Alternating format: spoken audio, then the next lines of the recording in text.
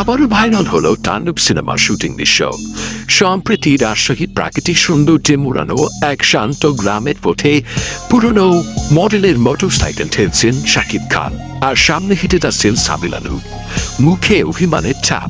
বিষয়টি দেখেই স্পষ্ট এটি যে একটি আবেগঘন বা ভুল বোঝাবুঝির দৃশ্য হতে পারে। আর সাবিলা নূরের লুক এবং এক্সপ্রেশন বলছে চরিত্রটা দৃঢ় আবেগপ্রবণ ও রাগী।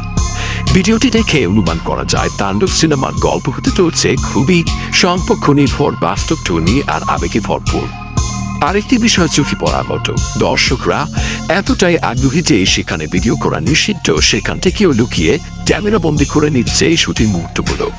তাণ্ডবের প্রতি দর্শকের এই আগ্রহই বলে দিচ্ছে এই সিনেমা হতে যাচ্ছে বছরের সবচেয়ে আলোচিত ছবি।